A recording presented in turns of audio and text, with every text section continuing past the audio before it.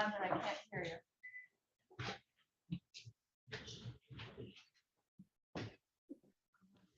Mr. McGinley, Present. Mr. Mitchell, Here. Mr. Perry, Here. Mr. Thornton, Here. Mr. Urban. Here. Mr. Lovett. Here. Radel, Here. Ms. McDermott,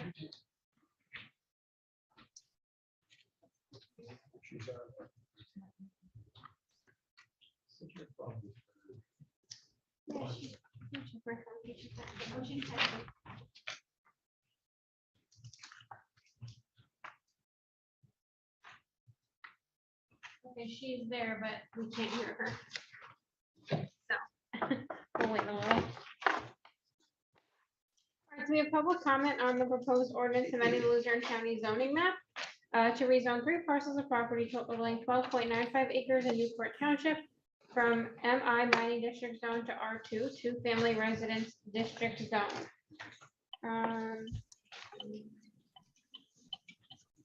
So this Ina Susquehanna.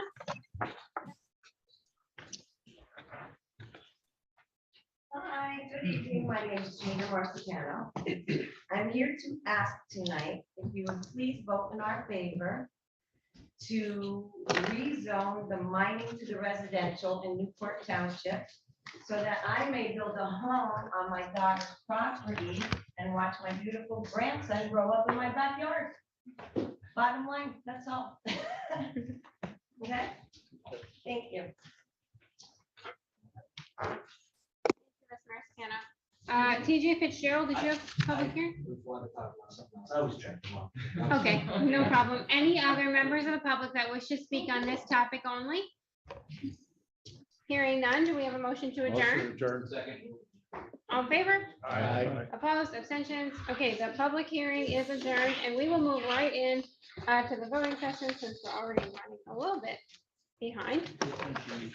Well, so it's 6:25. We'll call the voting session to order. We already had the pledge of allegiance in a moment of silence.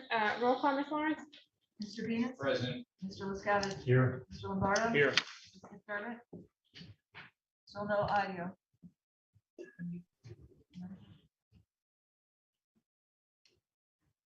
Mr. McGinley, Present. Mr. Mitchell, Here.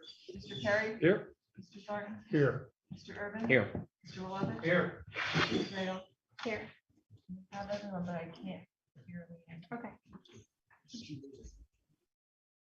Did she call it on speaker?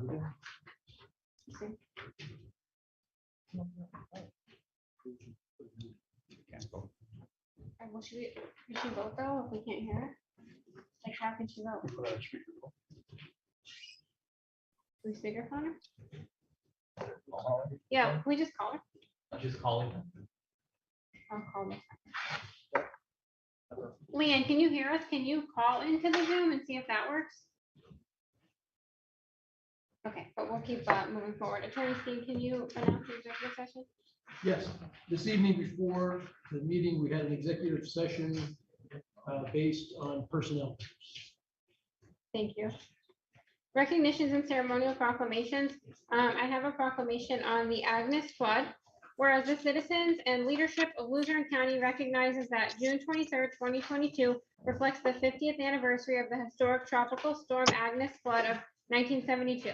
And whereas on the morning of June 23rd, 1972, the low-lying areas of Luzerne County and the Wyoming Valley were evacuated by the Luzerne County Civil Defense Office. And whereas on that same morning, the entire Wyoming Valley, as a result of relentless inundating rains from Tropical Storm Agnes, experienced what was described by the President of the United States as the worst natural disaster in the history of the United States. And whereas Luzerne County Council and staff recognizes the truly heroic efforts of the people of the county and Wyoming Valley during and after Agnes, from tens of thousands of sandbags that were hand-filled to countless watercraft rescues, the strength and resiliency of our county was on national prominence. Furthermore, as demonstrated for days, weeks, and years during post-flood recovery and rebuilding operations, Agnes's lasting imprint will forever be recognized as one of the challenging yet greatest moments for the people of the Valley with a Heart. And whereas as a result of Agnes, today our community is a safer place to live, work, and play. Not only were the cities and towns destroyed by Agnes rebuilt, but since then, a modern, tremendously improved levee system constructed along the Susquehanna River has helped prevent comparable disasters. The United States Federal Emergency Management Agency, or more usually known as FEMA, which was not in existence at the time, can trace its origins to Agnes. Now therefore, we, the Luzerne County Council and Luzerne County Manager, on this day, June 28th, 2022, do formally recognize this day as the 50th anniversary of historic tropical storm Agnes floods and honor the men and women in Luzerne County who meet the adversities that came with it with firm resolve, absolute determination, and unyielding resilience. Do we have any deletions from the voting session agenda? Motion to adopt the agenda. Second. All in favor? Aye. Opposed, abstentions, the agenda is adopted. We have public comment on voting session agenda items. I have Mr. Haas.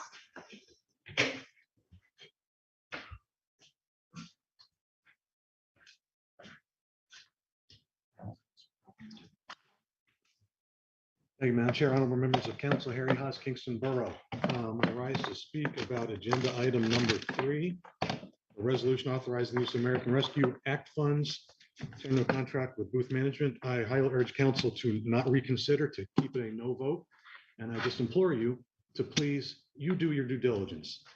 I guarantee you that, by the way, welcome, Mr. Mitchell, welcome, Mr. Robertson, welcome. Good to have you.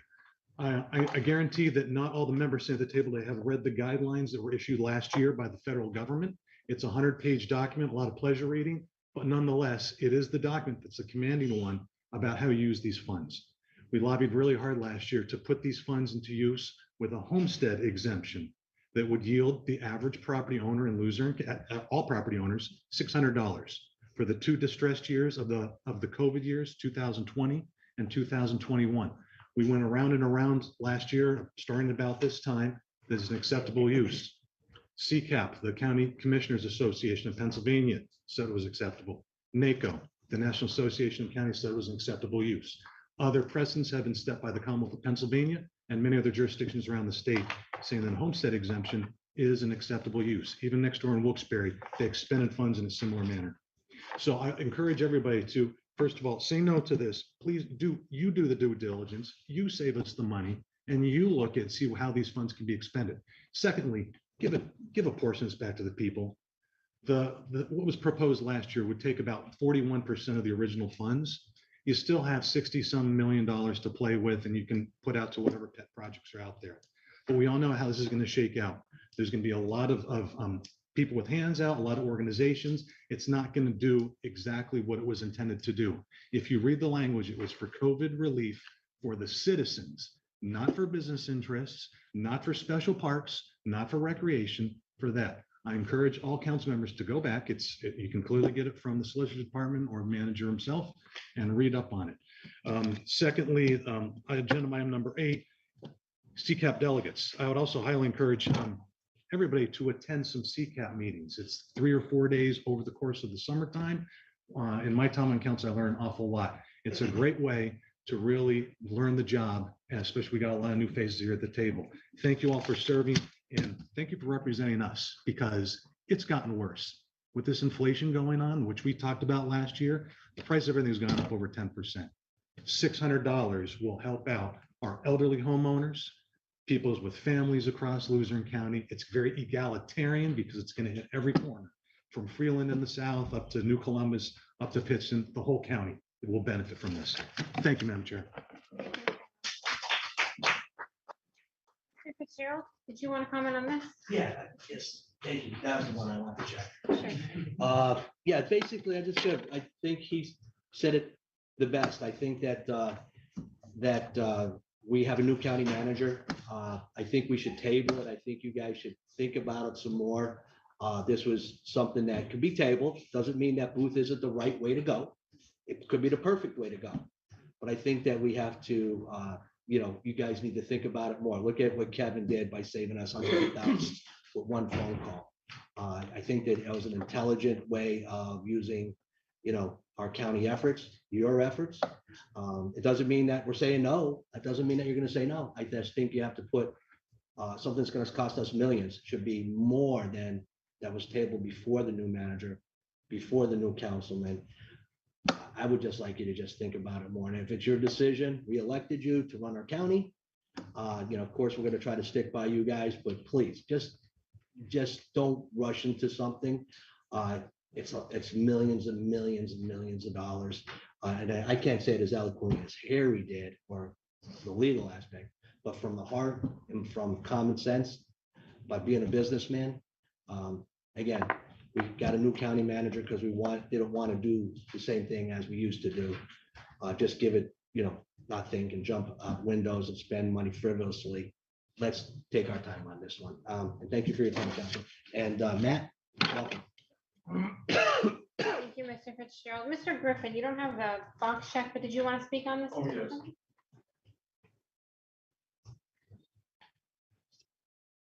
Good evening, council members, manager, fellow citizens. Greg Griffin, Swearsville, member of the Citizens Blight Committee. Agenda item number 7. There's a lot of people hurting. You've received my emails. Thanks for your patience. I've met these people on the street. Greg Wolovich met the people on the street. He's been in their basements, the senior citizens, helping in last winter. We must not forget our citizens when we're doling out this $96 million. Now, Booth Management Company, I'm sure they're a very good company.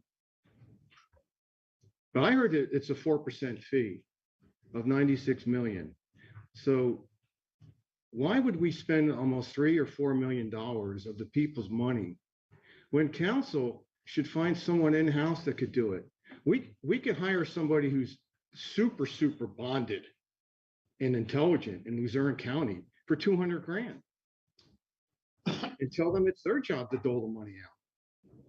So we're going to pay some management company 4 million, 3 million of the people's money that could go to the seniors, the widows with the roofs leaking and cold houses. I just don't, I can't see it. I can't see spending. I know it's easier. It is easier just to spend the free money from Washington that y'all got. But is it the right thing to do? Can't you find someone in the county that knows how to dole this money out and we could bond them? Maybe be the first county that ever did it in America. I'm sure the manager probably knows that there's been other counties across the country that didn't hire a $4 million company. That's $4 million. That's a lot of money from Washington. That's our money. You guys are in charge of it, but the people put you in power, elected you to spend the money wisely. And that's not spending it wisely. Thank you very much. Thank you, Mr. Griffin. Any other members of the public? Hearing none. Anybody on the computer? We have a motion to approve the minutes of the June 14th, 2022 voting session. Motion, Venus. Second. All in favor? On the motion, Aye. I believe, if I'm correct, Mr. Thornton, the last items that we voted on that day, I think you were the one that made the motion. And I second that, and that was in regards to Mr. Urban bringing up the fact that, some of the documents didn't have Mr. Robinson's name, and other names, etc. Am I correct? What was the motion now? I think you made a motion to say that we would correct all the documents to make Mr. Robinson's name as county manager. Yeah, it was a blanket motion. Right. So I would like to amend the minutes to show that Mr. Thornton was the person who made the motion. Is there a second for that? Second.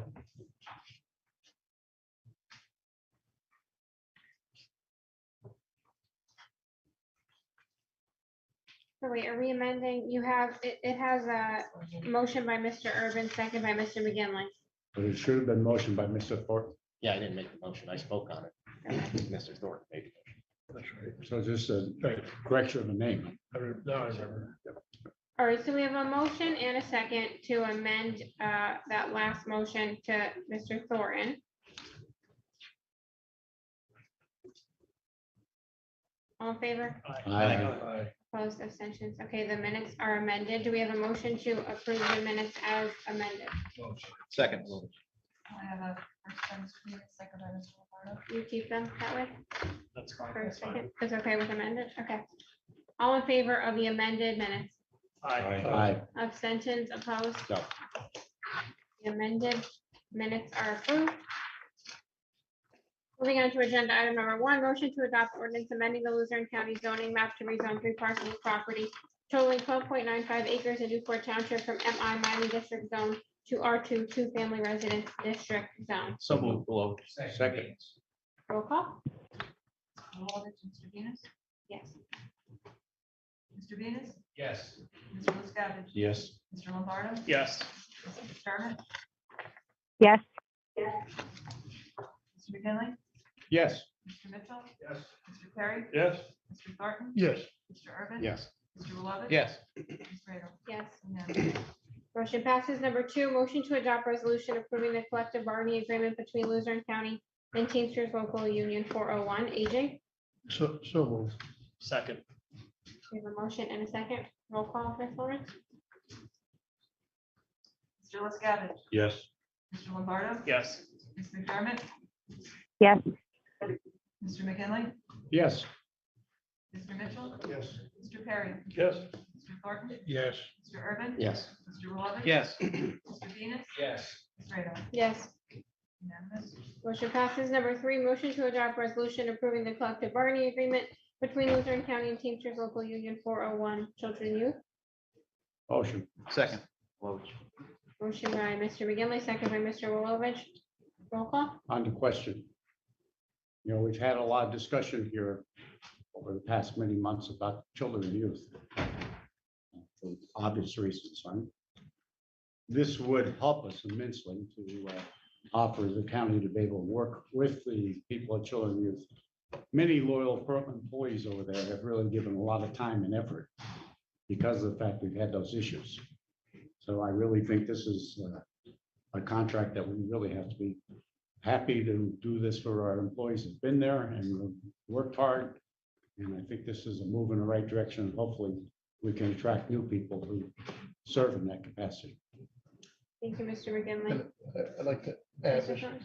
Chairman, I'd like to echo those comments, plus say, in light of all the turmoil that's occurred at Children and Youth over the past probably years, I just want to personally thank the employees who stuck around and are still working there, committed to their jobs.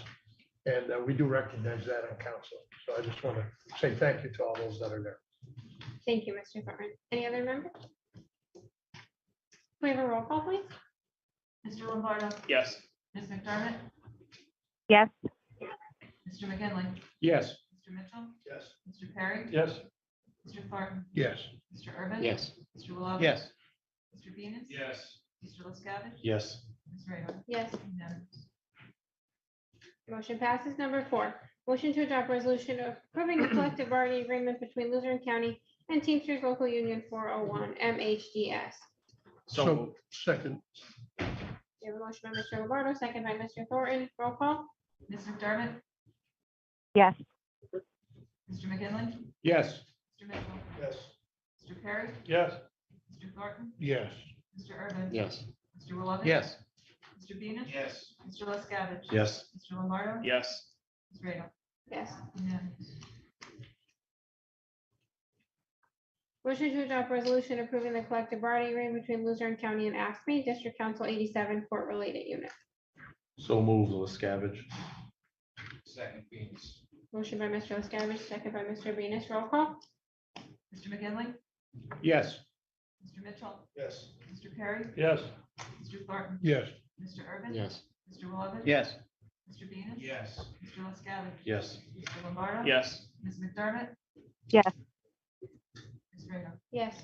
Unanimous. Motion passes. Number 6, motion to adopt resolution approving the collective bargaining agreement between Luzerne County and NASB District Council 87 residual unit. So moved. Lombardo. Second, Lovich. First by Mr. Lombardo, second by Mr. Lovich. Roll call. Mr. Mitchell, Yes. Mr. Perry, Yes.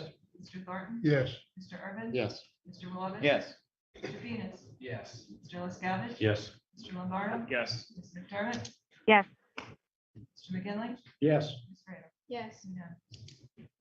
Motion passes. Number 7, motions regarding resolution authorizing the use of American Rescue Plan Act funds to enter into a contract with Booth Management Consulting LLC. We need a motion to reconsider, and the motion needs to be made by somebody from the prevailing party on the last Booth contract.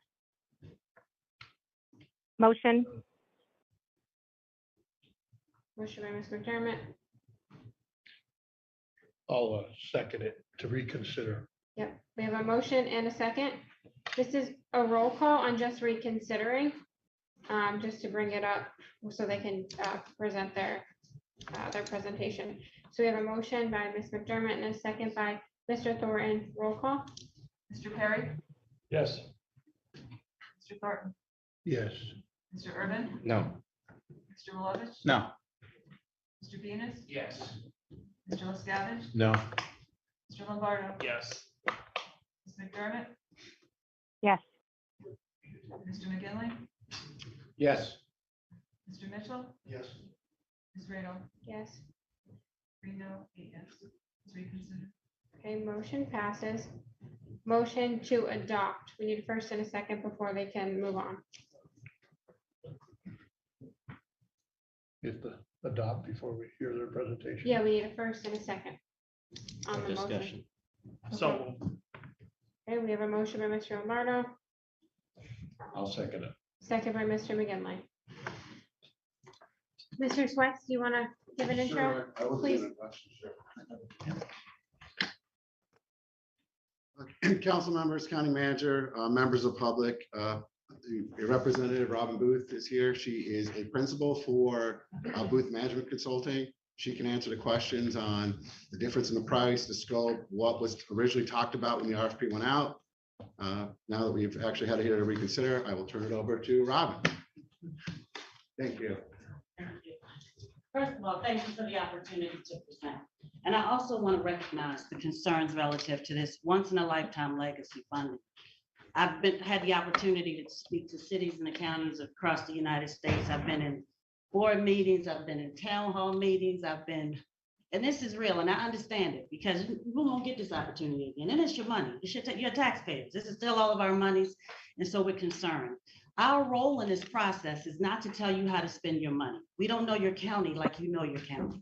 Our role is to make sure that how you spend your money is consistent with the requirements under the Treasury's final rule and the uniform guidance. So we've worked with, well, at this point, it's been 8 different cities and counties in assisting them and making sure the monies were spread throughout the communities. We've done community assessments. You all are kind of ahead of the game to a certain extent. Your pre-application process gave you an indication of exactly what your community wants. Now the question is, how do you shape those projects to make sure that they fall within the requirements of the uniform guidance? So initially, when the RFP came out for this, it was estimated as 30 to 40 projects. The last count I saw was about 170. So as opposed to working through the screening and the determining the eligibility, determining if the allowability of cost, dealing with the issues relative to compliance for 30 projects, it's now about 175. So that's why there's an increase in the cost. Now, it's not a 4% fee. I think you all see it's about $350,000 the first year, drastically decreasing the subsequent years.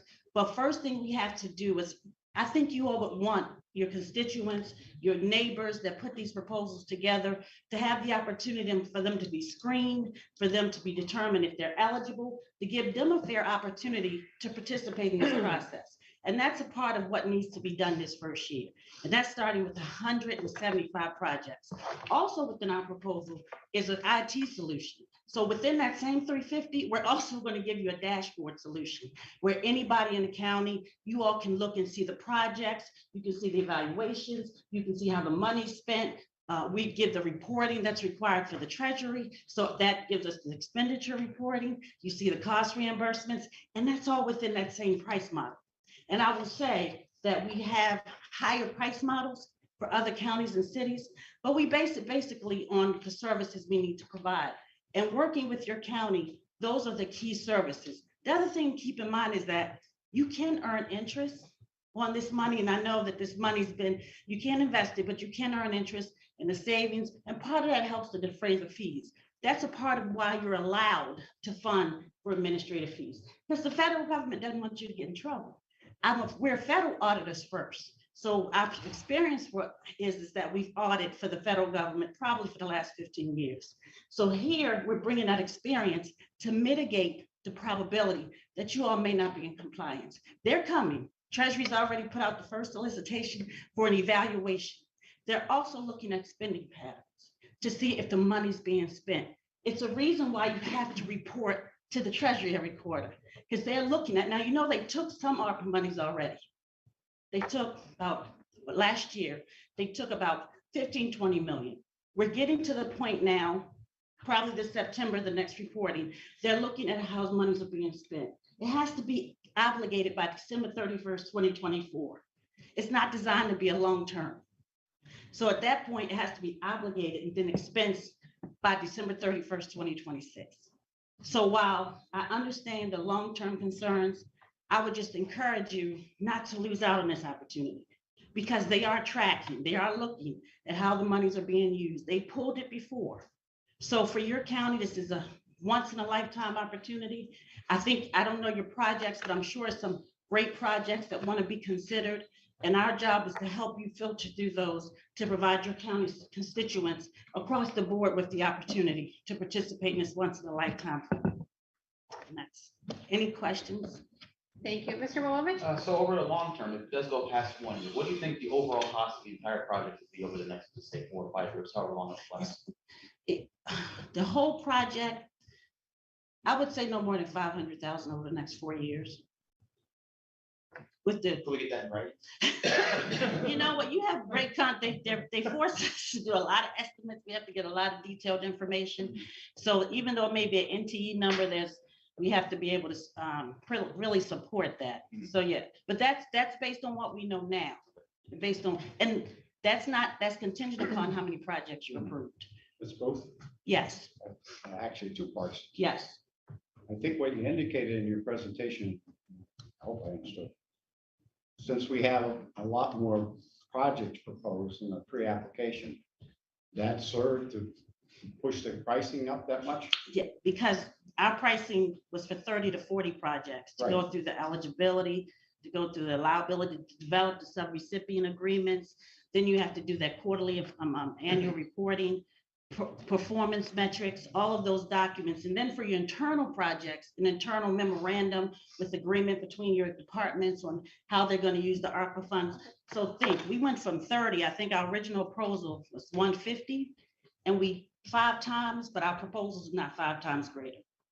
I understand that. If council would make an effort to whittle those projects down, say 50, would that change your pricing? Yes. So it's really based totally then on the number of projects you're looking at. It's the level of effort associated with the number of projects, yes. Because we put this off once before, is that part of the change in the pricing? Well, you put a pre-application process out and you got so much feedback. So that triggered the change in the pricing. I will say this, one of the things that you all could consider is, since you did a pre-application, you could put out a formal application. The formal application may reduce the number of projects that are ultimately presented.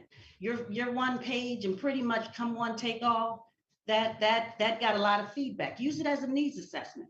What you should do, we can look at those and say, oh, this appears to be, they're falling in these buckets: assistance to households, assistance to impacted industries, assistance to small businesses, therefore mental health, whatever the areas are, to say to the council, These appear to be your needs. So let's put a formal application where people will have to really do their due diligence, respond to the questions that are associated with the uniform guidance, and that may decrease the number of applications you had, because you made it clear it was a pre-application process. Well, I know myself, I would certainly want to do that. I think it's fair to whittle those projects down and then ask you to do your work. I think the 175 or whatever the number is right now is way over the top for various reasons. Also, I like the fact that the number for your work to be done would be a lot less. So I know that in my own thinking, I think your group is fine and you probably do great work. But I think at this number of projects, the number you're quoting for your work is above what I think is the right one. It is a not to exceed amount, meaning we have to earn it. So it's not a No, firm. I understand, but I think Okay. I'd like the not to exceed to be 150,000. If you could guarantee me that we'd get down to 40 projects, I would meet you right there. We just don't know what and if it does, then it would be closer to your number, but I just we don't And know. I think we have to decide whether we want to do the work to get it into that range of numbers or whatever, and your pricing will change accordingly. Yeah, thanks for coming tonight. No Appreciate your comments. Just one thing I just want to say for the general public, because it did concern me when the fee of 4% was vocalized here tonight. But I know it's actually closer to somewhere between 0.5% and 1% at the end of the 4 years, 4.5 years. So I just wanted to make sure everybody understands that. I have a few questions. Was also commented here a few minutes ago that council should decide where this money goes, not booth management. So it's my understanding though, that booth management does not dole out any money, right? The council Not at does. all, no. And booth management does not decide which entity or association receives what amount of money, Not at all. correct? We don't want that responsibility. Right, I just want to clear the Not at record all. for the media and everybody else. Okay. Okay, so council will be ultimately making those decisions. It's my understanding that what booth management brings to the table is a clarification and a review of the applications to determine that, yes, they definitely fall within the eligible uses of the ARPA funds, or maybe they do, or this group over here absolutely does not qualify. So that, you'll stand behind that decision, correct? Correct. Now, my other question is liability. Mhm. Because all these funds are going to be strictly audited by the federal and state government 5 years from now, 6 years from now. What if there was a $2 million project that was rolled out by the county? It was deemed an eligible project by booth management. And the government comes in and says, you're absolutely wrong. That was not eligible. You have to pay us that money back, Mr. Luzerne County. So what happens then? Well, first of all, under this contract, we have to have $5 million of professional liability, errors and omissions, an umbrella, and general liability. So pick any one of those policies, and ultimately the city could file a claim against us for the county. The county could file a claim against us for incompetence, for lack of a better term. And attorney's fee, I'm not a lawyer, but does that sound okay? That's what contract says, and that's the insurances that they have. So, okay, so we're not bearing all the liability here. anything like that. And We're 5 actually million pushing is the liability high. up. That's what I was, here, yeah. Okay, so, and as far as all the record keeping, that would be booth management, right? Yes. All the record keeping. But within the system that you all have access to, our biggest thing is to be transparent. So if you want to look at the dashboard and see which projects are there, you can see how much was reimbursed for those or expended on those projects. Right. The status of payments, the whole 9 yards. So yes. Okay, and I could definitely see this happening. At the end of the evaluation process, you deem these projects are eligible, county decides to dole out money to all these different projects out there. And a handful of them, 4 years later, never completed the project. and let's say they were given $500,000, they spent 200,000, never completed it by that deadline. I think the government said December 31st of 26 Well, 2024 obligated. for money to be allocated. But don't the projects have to be completed by the end of 26? 26 is the deadline for all expenses. So let's say we get to January 27 and projects are, some of them are not completed. What happens then? First of all, that's why in the application, you should have a timeline. That's one of the things about having a formal application. They would have to show you how they're going to complete that project. Every project we've been involved, they're hitting it December 31st, 2024. They're not even going to that 2026. They're asking subrecipients to be able to show that they're going to complete those projects by the December 31st, 2024, not risking the 2026 to give them that cushion because with all of these projects, that's why a formal application that includes a timeline where they're telling you, this is our project timeline. The council will know when they're supposed to get it done. I wouldn't target for 2026. I wouldn't target that. I'm just Yeah. concerned if some entities did not complete the project and they say, and we spent the money, I'm sorry, we don't have it to give back. To give back. Well, the recapture it would because they haven't expended. That's why too, you want to work with December 31st, 2024. Oh, you're right. Some are even going as early as June 30th, just in case people don't obligate the monies and they want to recapture it to be able to release it or to provide it to other organizations that are in a position to utilize it. So it's when you structure your application and your funding opportunity. It's when you structure your agreement that they have to comply. Is this application, we're not big into reinventing the wheel here. I have plenty. We've done them for that's why we can keep our pricing competitive. We know our competition and we know our pricing, even it might appear high here, is much more competitive a lot because we're not reinventing the wheel. We've already created it to that extent. We customize it, modify it. Your attorneys agree with it, and we have existing templates. Nothing we do is from scratch. So on your application, is there provision only because some council members discussed this, that we might consider implementing a certain percentage of a match from entities that are receiving this money, just to make sure they're serious about a project, they have some skin in the game to do it right, complete it right. Is there provisions on the application? You can require a match. They just cannot use ARPA funding for a match for another project. They can use either their own money or other state grant programs, or federal grants, or loan if they wanted to. However they want to match, but they can't use ARPA to match for another. Okay, how do you deal with, I know I have a lot of questions. How do you deal with all the towns in the county that received ARPA money already? So most individual towns and cities. A lot at this point have their ARPA plans published on their website. So the councils have come up kind of with tranches of buckets and made decisions at a high level. Well, okay, we're going to put this much money into public health, assistance to households. We're going to put this much money into assistance to small businesses. We're putting this much money in a water sewer project. We're putting this much money in a broadband. So they've already identified their buckets. And at this point, they're determining whether we're going outsourcing, looking for grant subrecipients, or are we doing this in-house and we have to put together contracts and go and try to get this work done. Now, of course, you're challenged with contracts right now, especially for construction and capital projects, supply and demand. I'm really hopeful the federal government will extend the date because it's just, with what's happening in the economy and the fact that now you have these dollars on the street, but you don't have people available, construction companies are. That's what gives me pause because I know I see what happening, what you're saying, and I highly doubt all these projects will be completed in 2.5 years.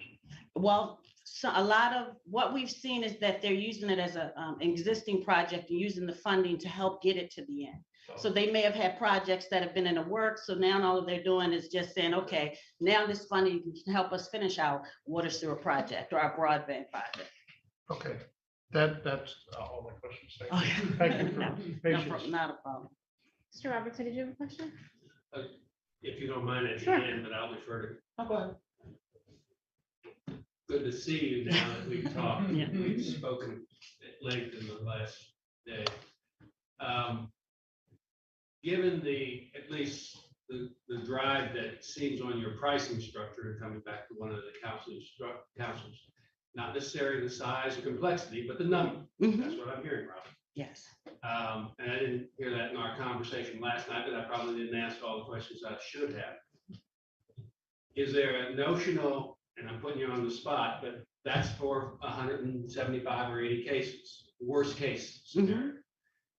And considering that we have discussed, I think we're kind of behind. We're ahead in some respects, but we are behind, particularly when you start talking 2024 and executing millions of dollars. Is there something you can provide the council with some relief so if they ultimately approve, and if they disapprove, I got that, but if we do 30 projects or 45 projects or 60, so is there a range of that? So this is based on 180 and it's $350,000 worst case, and then you neck it back the next year. So what if you said 60 and I don't know if you've been asked that kind of pricing structure, but that's what I was hearing based upon the way you answered the councilor's questions, that if it had been 50, it might be half that price. And that's just being honest, because it is the level of effort is totally different when you're dealing with 30 projects versus 175. It's no way the math is equal. So then you can understand my question. If they get in there and they start saying, they whittled them down, and yes, it needs to be whittled down. I think they all kind of intimated that to me. But not necessarily shooting for an arbitrary X number. Is it conceivable that you could give us a notion of at 90 projects, at 60, and as we neck that back, but still understanding that they don't know and we don't know what they believe is meritorious of the 175 right now? Yes. My response to that would be the way the contract that you've structured, that you kind of protect yourself from that. To that end, you decide what our level of effort is. When you're looking at, if you don't want us to touch these 175 projects, and you say, no, what, just go let's get a formal application. Let's put the application, because I guarantee you 175 people won't complete, organizations won't complete that application. And you'd rather us just start from there, then all of a sudden our pricing will be based on who responds. Then because that drives how many documents we have to put together, how many reviews we have to do. So and that's why even your approach can be discussed. Everything is negotiable because it's a labor hour. It's not a firm fixed price contract. So if you come back and say, you know what, after the application comes out, maybe we're going to try to do some of this internally. Okay, then that means we can't bill because we can't do the work. But what I think you all were, in all fairness, doing was saying, okay, if the level of effort is that high, we don't want to have to stop work to come back to the council and say, oops, it went up by $50,000. So now we have to revote, because then every day this funding is ticking. And I'm sure, I don't know about you all, I know constituents get real antsy. They want to know what happened to my proposal. Where's the money? It's not being spent. Are we going to lose it because we haven't spent it? So your contract is structured to protect you. This is the only contract, and City of Las Vegas, the contract that we have to have $5 million of professional liability insurance. Nobody else. $2 million is enough. So you protected yourself from a pricing, from a liability. You're protected. So even from our level of effort, you determine that as a part of our proposal, we say we give a work plan. We agree on what work wants to get done. So you all will know as we go through this process, what I think you all were trying to avoid is saying, oh, we got to stop, come back, stop, start again. Because that interrupts the service. And then we got to put it down and come back. So it's a not to exceed contract. If we don't do the work, you don't pay us. So we could be discussing, a fee structure that we'll never reach, which has happened. It has happened. I like to think it's because we were efficient. So we were able to do better than expected. But that's the way that it's structured. Could I pose a follow-on question to that on that? My first meeting 2 weeks ago, I heard some kind of match. Every county, city that I've served always has a match. Your observations of that, and in general, do you look for some? I've heard the term skin in the game. Yes. Absolutely. I think that will redefine in and of itself, 175. And that's getting the application process going. See, we can't, you're not getting the, we're talking about a hypothetical population of 175, but you get an application out, you find out what you're really dealing with, that population may only be 30 or 40 that can meet the requirements, but we're not at the application part yet. We're not even there because and as I said, you all control your contract. It's structured in such a way that you determine how the money's spent. Go back to your explanation on the application a minute ago. In your expert opinion, then, with the application, which you're very familiar with, I'm not. Got plenty of them. In and of itself, does it contain elements that would automatically, some applicants may look at it and say, oh, gee, I can't apply for this, we don't. So in other words, you're not even getting to the point yet where you deeming them ineligible. You're saying they won't even turn in some of their apps. Right? Yeah, I believe you're gonna, and not on purpose, it's not intentional. Right. It's because you're also protecting these dollars. So you want to make sure that those that you award these grants to have a fiduciary responsibility and can manage these funds. So it's not as if you're trying to get rid of people. You're just trying to say we want the most qualified subrecipients that can get the job done, that can get the projects done, and that can have a strong fiduciary relationship, fiduciary responsibility for this money. So applications can say what you want them to say.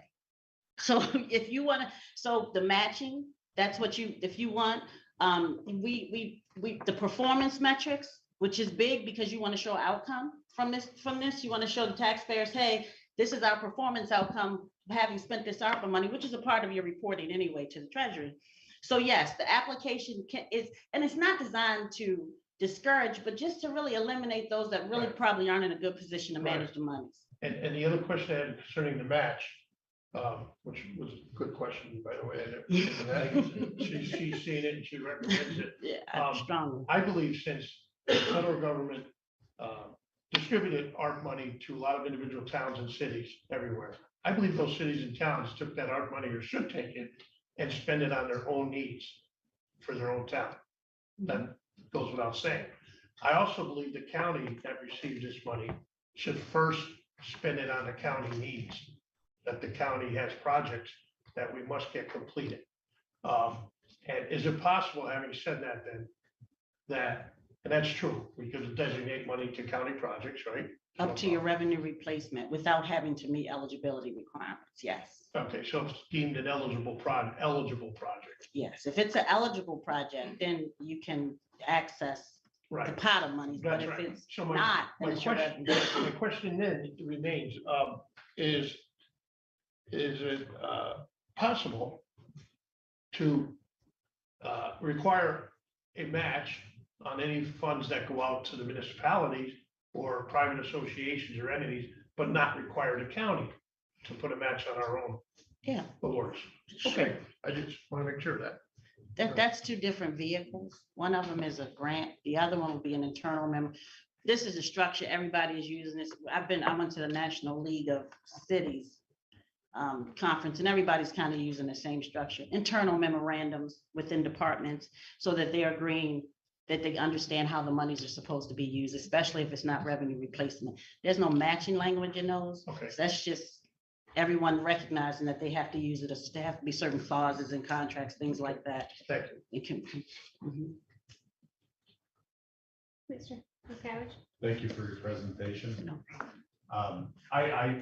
We've been talking about this for a few months now, kind of getting tired about talking about our money. But after listening to Mr. Haas tonight, I gotta tell you, I had a major turn of events here and think, you know what? We have businesses looking for this money, municipalities, nonprofits. I think it's kind of a great idea to return money back to the citizens of Luzerne County, a portion of that. So if it's 96 million, we take 41 million, we're left with 55, 2 projects in the county, what's left from that, then we can take care of matches, like we talked about with other municipalities. I think to myself, they've been affected as much as anybody else. They weren't immune to anything, but all this inflation going on, I gotta tell you, it sounds like a pretty good idea. That's my opinion. Mr. Urban. I was actually looking at some of the eligibility the list today. I mean, I see that there's mental health in there, right, which is a big issue.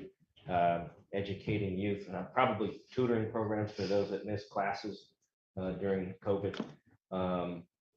Looking at housing, like I know Mr. Griffin always says about affordable housing.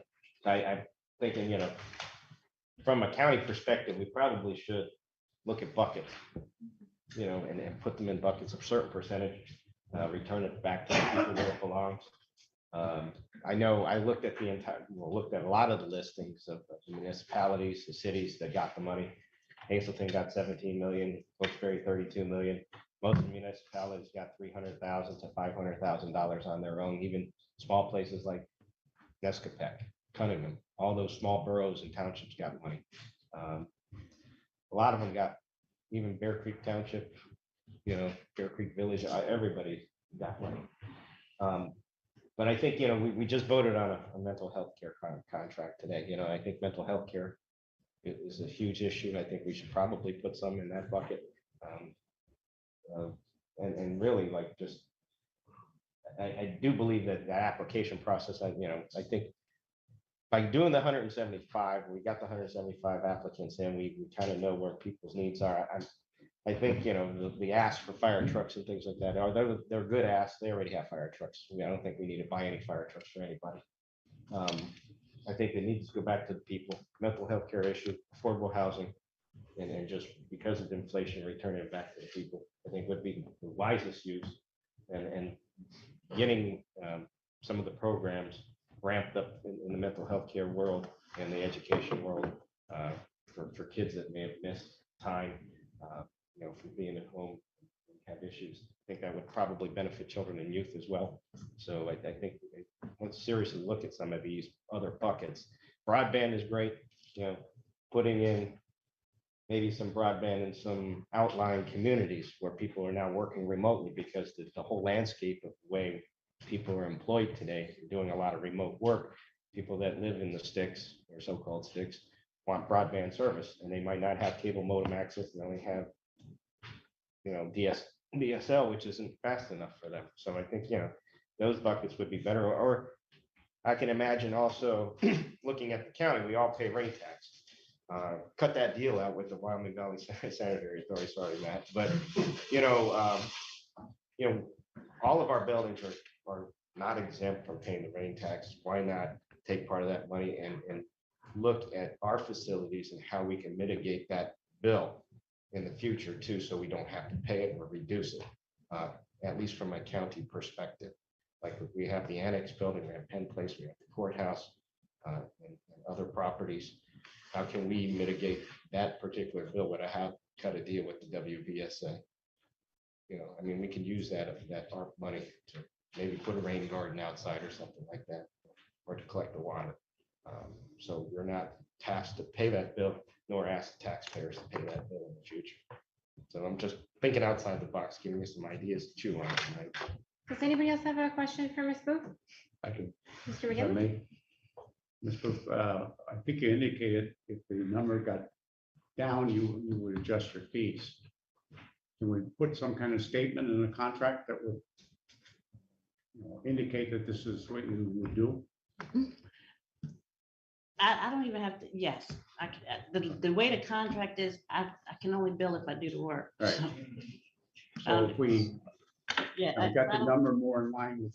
That's all we could bill for 60 projects, so I'd that's. like to see some kind of statement in the contract, just to, that's something we discussed and something you were willing to work with. Yeah.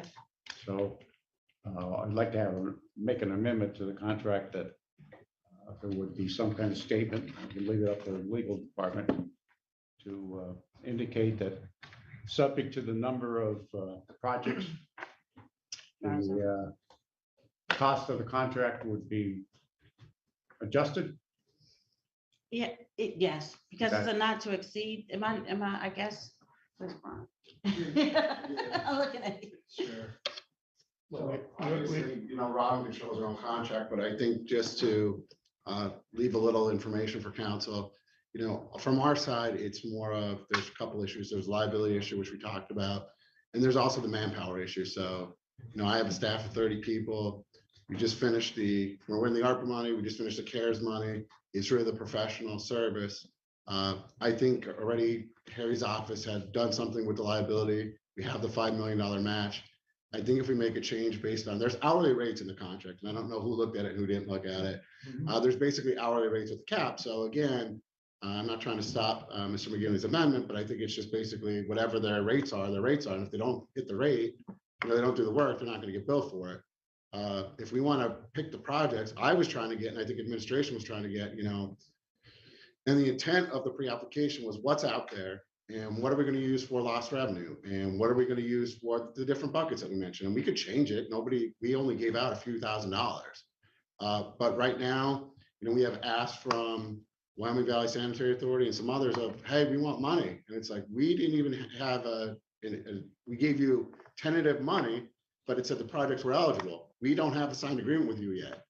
So, we're kind of behind the 8 ball on that, where we said, hey, here's money. Even though you didn't get a check, we awarded your organization money, but we don't have a signed agreement. And really, because they're not reinventing the wheel, as I said before, there was 15 firms.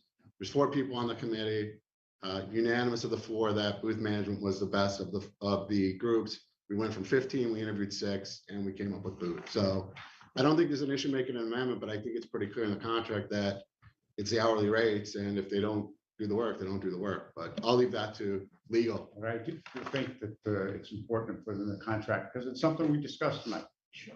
And I think, I want to see in black and white. I understand what you're talking about, but I do think we put a statement in the contract to that effect. It's there. And we don't have to discuss it again. We don't have to talk about it again. The other thing I want, as long as you're at the podium, Mr. Sure. I think it's an obligation on the county's part to get a formal application project at this point. We want to match or whatever. I think we have to say that as part of the criteria. So people know they're asking for 500,000 and they have to put 10% in or something. They need to have $50,000 of some other revenue source. But I think, our job is to get the numbers down so the booth group doesn't have to spend all their time going through 175 when we're only going to do 45 or 50 or whatever. No, I would agree. And again, we are where we are. We can't go back in time. If they were on board, we do the pre-application, we wouldn't be here. We'd know what we have, but obviously none of us can go back. So I would agree, whatever the projects are, that's what they should work on. But I think they should be involved with either charging us for the form, working with us to draft the form. I don't want to put out a form that's only going to give us an incomplete or a question list. So we're back at the same point 2 months from now. I agree we control the deadlines, meaning administration and council together. So if we put together a form that says it needs to be turned back by this date, it's out on the street for 2 weeks, and this number is going to booth to manage, I'm all for that, but we've got to spell that all out. And I think we need their help. They've done this. Oh, absolutely. So they have the expertise. If we want to add any other criteria above what they have, that's fine. Whatever is good for the county. But it has to be done. Yes. And from the CARES money, you talk to some of these small municipalities and volunteer groups, it's tough to deal with them as far as finances. They don't have a treasurer. They do have a treasurer. Somebody resigns, somebody leaves. There's multiple issues because they're not big organizations. They don't have a budget and finance department. No, you're right. I think some of and we've talked about it last time with the CARES group, if you're talking of Black Creek Township, their office manager may be their finance person, and he or she may be doing that part-time or be retired. Right. And, the county's got to make sure that when these dollars go out, that, as Ms. Booth said, they're covered, or if they're not going to be covered, we can recoup them and give them to somebody else. So we're not, I understand it's money up front. I don't think she has a problem, or legal would have a problem with the amendment, but this is money spent up front. So we're not sitting here in December of 2024, January, saying, hey, we gave ABC $2 million and only $1 million's eligible. So, but I don't really have a problem with an amendment. That's why I agree with her deadline of June 30th, 2024, to have these projects complete. Then you have 6 months. Right. Somebody asked for 2 point something million dollars, only spent 1 million, 1.5, then you have to get another project that you're gonna be able to complete in 2.5 years. So I make that amendment to add that statement in there. Okay. On the And then, question, You know, I think Right. Ms. Booth did a great job as far as the presentation and answered a lot of questions. I appreciate that. sure, before we vote. Okay, sure. So we have a first, just really quickly, we don't have, we have it's not in the resolution from the contract we're amending, correct? Right. Okay, so we have a first and a second to amend that. So on the amendment only, you had a question though? On the amendment. Sure. Before we vote on the amendment, I think it's relevant. Question for you, Ms. Booth. The your billing or pricing structure, which you've talked about, thank you for that. If, I'm just trying to get a timeline. If the initial, you send out, we send out formal applications, your formal application that you have a template for. Sure. We send those out to the county, we put on the webpage, it's available. I don't know if you billed us yet for 170 projects, because we don't know of that, right? So we get back all these applications, maybe we get 100 back. Sure. And you review them, your firm, and you say 75 are eligible for these funds.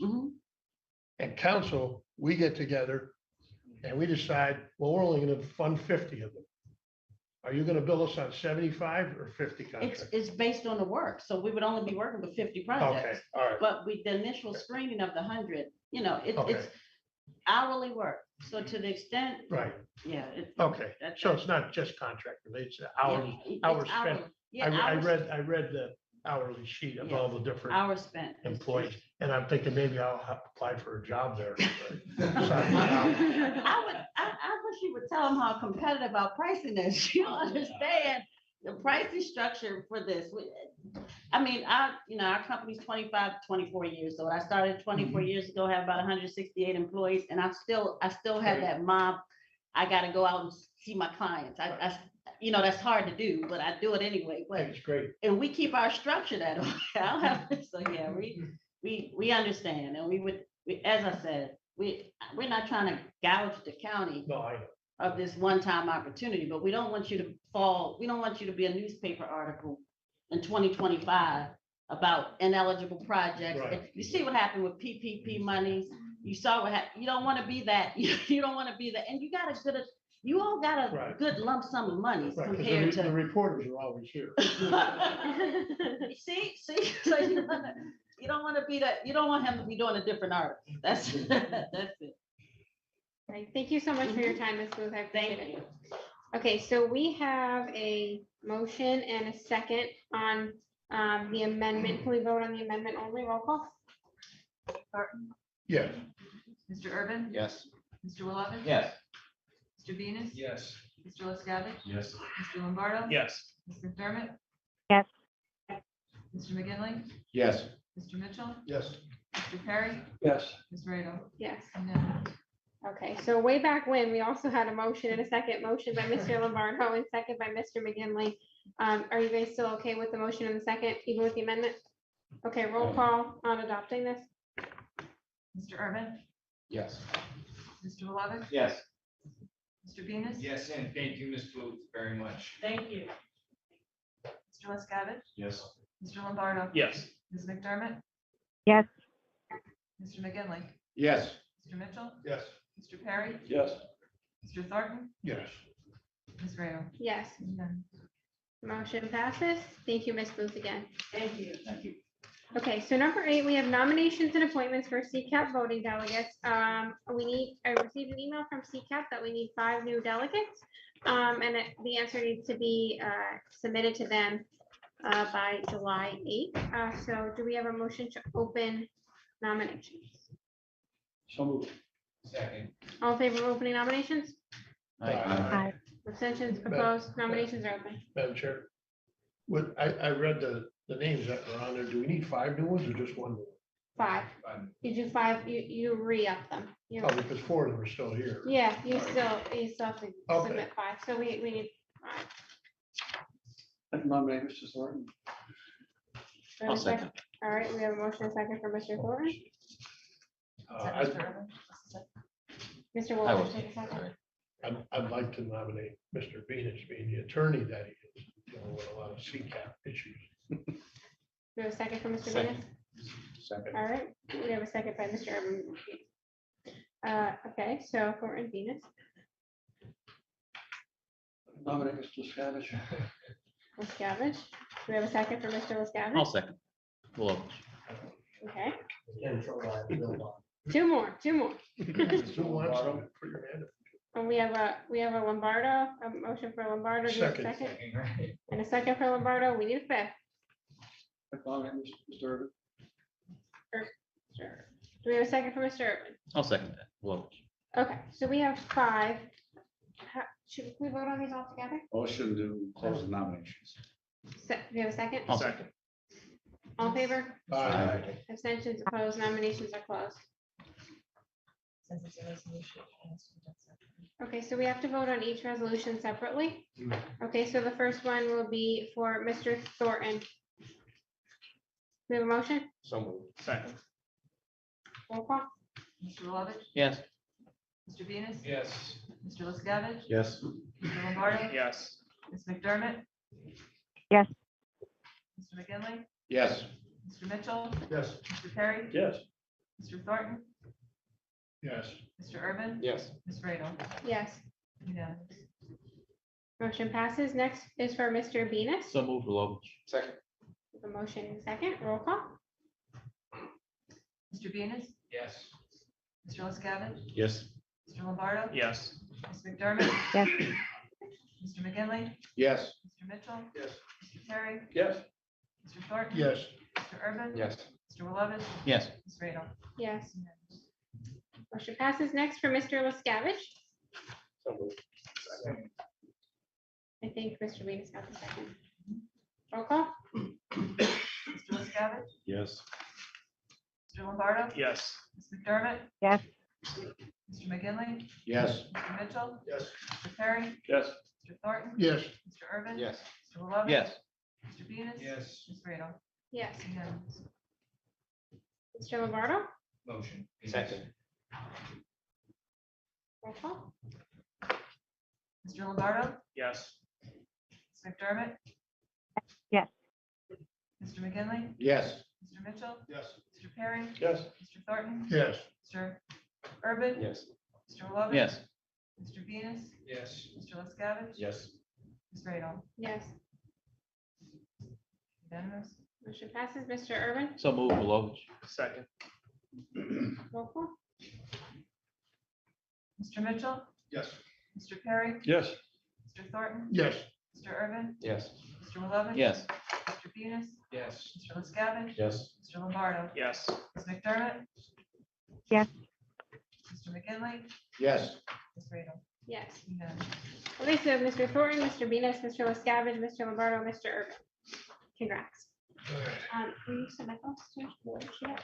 Okay, before we go into public comment on non-agenda items, Mr. Robertson, would you like to introduce the new IT member? Yes, ma'am. Thank you. Sure. Kind of you. Mr. Case, if you come up so they can hear you. I think it's important, and I'll be bringing the senior leadership because I'm here. I don't know your past practices, but Ray Case is a month in front of me, month plus. Extraordinary. As I've tried to spend my first 2 weeks out in the field meeting people. I've met several hundred of our employees across the board. I'll repeat that, across the board. They say he was the right guy at the right time. So Ray, would you introduce yourself briefly and be seen, be brief, and be gone, I guess. I like that. Had counsel from a boss, be brief and magnificent was what he advised. It's an honor to be here. It's an honor to serve the county. I come from a background, I was a consultant for a couple of years before joining the team here. And then for 20 years, I was director, CIO in K-12 education districts, large and small. So I'm not new to the types of work that we do here in the government. It's very similar. I would just like you to know that we have a great team of people in our IT staff. We're working hard to, clean up processes, try to do things better, try to do things in a more team-oriented way than than was done in the past, but the people are great. And everybody has been very, very nice and courteous to me as I go around and meet people. And I'm just happy to be here. We have a lot of work ahead of us in our IT team, but everybody's very excited about it, including all the projects that you had approved prior to my getting here. I think my timing was excellent in taking this job, since you had approved all those infrastructure projects, which are going to pay dividends for many years to come. Great. We're happy to have you, Mr. Case. Thank you. Thank you. Okay, before we go into public comment, is Peter back there from IT, or I'm not sure who's back there? Yeah. We're having a couple members of the public on here accusing me of ignoring them, and I promise I'm not ignoring you. I just genuinely can't hear them when they're trying to speak. They're unmuted. Yeah. They're unmuted? Yeah. Okay. We'll give it. Everyone's unmuted. Okay, all right. We will give it a shot. Okay. I just was seeing the chat go crazy, and if they were trying to talk at the beginning, and I'm sorry, I really couldn't hear you guys. Okay, so we have public comment on non-agenda items. We'll go with who's here first. Mr. Fitzgerald. Yeah, I'll tell you what, this was the best meeting by far that I've been to. It was pragmatic, intelligent, and there was, it was a great meeting. It was actually enjoyable for the first time that I've been here. That I heard from many people that had great comments. I think Kevin, when he listened to Harry Haas, he said he wanted to give stuff back to the citizens. Thank you. Steve, I think you were intelligent in saying you had a bucket of needs. I think once we give as much money back to the citizens, then you find your bucket of needs. I think you get it. Mr. McGinley, I think you said something very good, that you want to spend our money wisely so we can limit this stuff. So once we find those buckets, I think you all work together. I think that we can really work. The citizens can back this up 100% if you guys work pragmatically and treat the county's money and the money we're getting from other places like it's our own money. I was very impressed. I think you guys got to figure out what's legal, get those applications out, what can be given to the citizens, then take the applications from everybody, find out what's eligible, and do our best to be pragmatic about it. I really thought this was awesome. I also want to welcome the county manager. I didn't really get to formally meet you, just in passing. I just want to thank everybody that did come out to welcome the manager, the citizens. We had a lot. We had a diverse crowd. We actually had chin checkers, a group that likes to keep poor African Americans mainly off the streets, and they showed up and they did some boxing stuff. It was pretty cool. We had a really good meeting. A little disappointed that everybody wasn't here there, but that's okay.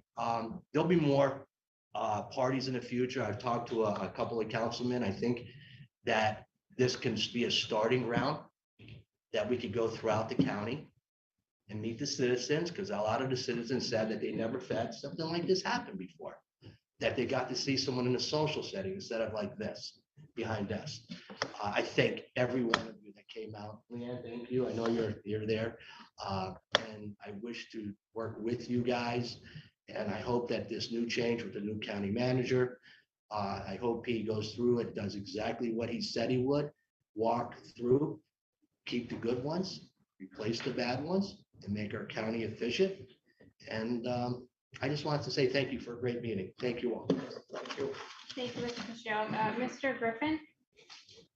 Also, just as a side note, they're saying that they're speaking and I can't hear that. I don't know what's going on. Leanne was on earlier too, and she was trying to speak and we couldn't hear her. I'm not. Can you hear me now? Oh. Walter, Okay, good. Walter gave me, like, if you're on the phone, you have to do *6. So Walter Okay, just all right. put that in there. I did that and I'm able to speak, but I was trying to speak since the beginning of the meeting. Okay, Ms. Hartman, we can hear you now, so we know that it's working, but we have Mr. Griffin talking, so I'll make sure I call on you next, okay? That's fine. Sure. Go ahead, Mr. Griffin. Okay, real quick, council, the 4% figure that I came up with earlier, I'm a taxpayer and a casual observer to the process. I heard the 4% figure, I think in previous meetings, on what someone would charge to administer a program. So that's why I came, of course, 4% of 96 million, you know, that's a big number. So that was my concern. Very impressed with Mrs. Booth. I think it's a low fee. It's for the services they're going to provide. As a taxpayer, I support it fully. I mean, but you know, of course, 4% was putting me over the, you know, question there. So also, I'm very confident that council, I mean, we've been beating the drum on helping the people, the elderly, the roofs leaking. I think council gets it.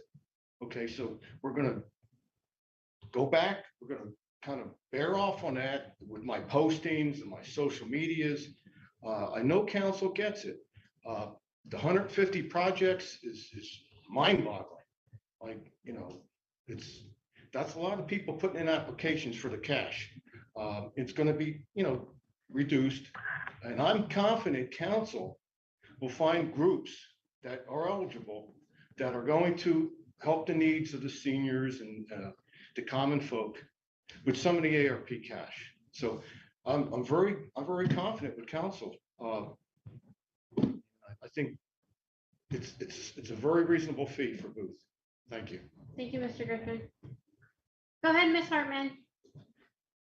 Thank you, council. What I wanted to talk on was already voted on, but I'm curious, when did we get all the contracts that were voted on tonight for children and youth, mental health, and the agency, area of aging agency? Were they just given an executive session? Ms. Hartman, we've been having executive sessions regarding those contracts since March. Since March. Okay, it's my understanding that recently children and youth stopped doing visitation. Does anybody know why? And who they're outsourcing that to? The reason I asked, someone can get back to me, I'll send an email on it, is that I'm paying $45 an hour for a visit. So, well, not for a visit, for an hour. So this week we attended the Pride Fest on Public Square, 5 hours at $45 an hour. So $200 and some dollars for us to go to a free event on Public Square.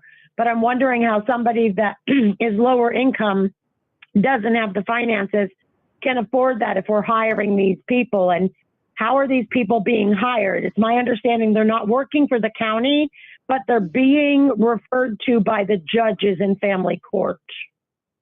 So if someone could find out answers for that, seems like a conflict of interest that judges are referring people to do supervised visits at $45 an hour. And how do I apply for that job? They hire more. I'd like to apply so that once I'm cleared by county and federal and whatever, once I'm cleared of this stupid family court, that I can apply and make $45 an hour going swimming and to Pride Fest with families. I'm done. Thank you, Ms. Hartman. If you want to send an email, we'll make sure it gets to the right person. Any Thank other you. members of the public? Yes, it's Walter. Could I speak? Go ahead, Controller Griffith. Thank you. Just briefly, this week I lost a very close friend. Brian Shiner passed away. I know there's some members of council that knew Brian. I know some members of council and past and present have witnessed his ability to be a very good advocate for taxpayers of the county. Him and Mr. Chesnovich were pioneers in our new form of government, home rule, who were instrumental in making sure that the preamble was put on the wall that sits there in the council chambers with everybody could reflect on. That was the work of Mr. Chesnovich.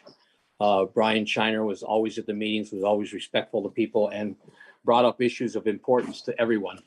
I just want to make it known as a member of the public as well as the county controller that he's going to be deeply missed by those people who knew his demeanor, knew his intelligence, and knew his ability to fight for the people of the county. So it's definitely going to be missed in the county, and a great friend to myself. And I'm kind of disappointed that he left so soon, but I just wanted to put that out for the record for the members of council and the public.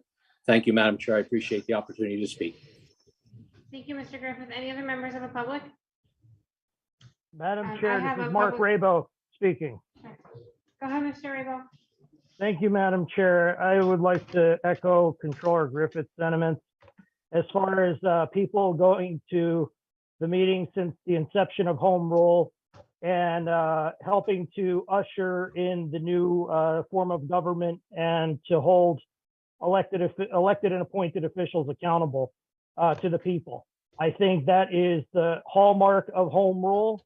I think is what Home Rule is designed to do and to make it work. So I appreciate and concur with Controller Griffith, what he said, and all the people who attended, not only Mr. Shiner, Mr. Chesnovich, Mr. Hudgen, and all the other people who attended since the inception of Home Rule till this point. So I would like to thank, give them their proper praise and kudos while I'm talking right now. Furthermore, I would like to caution council as far as the upcoming state budget. It looks like there could be a possible impasse again. And if current members of council remember when this governor first came into office, there was an impasse and it led to several months of, there was a calamity with the county agencies, especially the health service agencies. And I hope that council can exercise caution and be very judicious with the ARPA money and also with our general fund money, because we don't know what's going on until, headed into the fall and winter season for budget season. So please, the budget's being held up over $1 billion because Governor Wolf wants to reward the PSEA and the other school boards and school districts because he needs to reward those entities for his 2018 reelection. And I think it's sick that a lame duck governor is using his lame duck status to hold up a budget that right now we're on the precipice of a recession. So council, I would like to echo what was said as far as what Mr.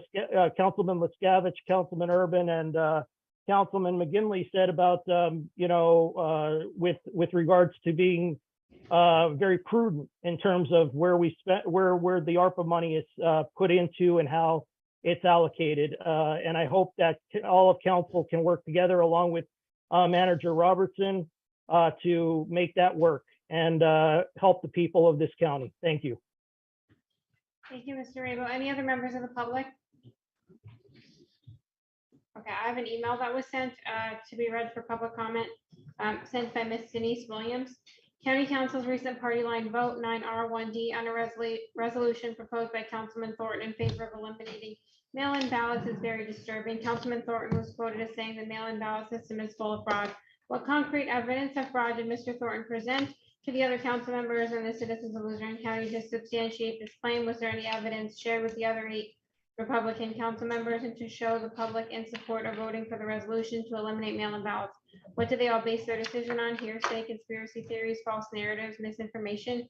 Unfortunately and disturbingly, it appears that way. Was their discussion held based on facts presented to supporting voting for eliminating mail-in ballots? Did anyone express concerns for approximately a third of the voters who voted by mail-in ballot for the May primary election? Was there any discussion held or any concerns expressed by any of these council members about disenfranchising voters who prefer to vote by mail-in and do so because it is their lawful right? And the vote to support the resolution to eliminate Act 77 enacted October 2019. Did anyone discuss that when Act 77 was passed by the majority GOP legislators in Harrisburg, only 2 Republican legislators in either chamber voted against it? Was it shared that all of our local Republican senators and House representatives voted for its passage? Senator Lisa Baker, Representative Coffer, Representative Bobak, Representative Toohill, Senator John Gordner. The Republican majority in Harrisburg was thrilled with the passage of this legislation. Why? It put an end to straight ticket voting in exchange for the enactment of no excuse mail-in voting. It was a compromise bill with Governor Wolf. When Donald Trump lost, his scapegoat was blaming mail-in ballots. He put out numerous false, misleading, and unsupported claims about mail-in ballots. It is unfortunate that the county council has chosen to continue to stoke this substantiated and false narrative. It is a disservice to the citizens of Luzerne County. We, the citizens of the county, deserve informed decisions by county council members based on legitimate facts, not conspiracy theories.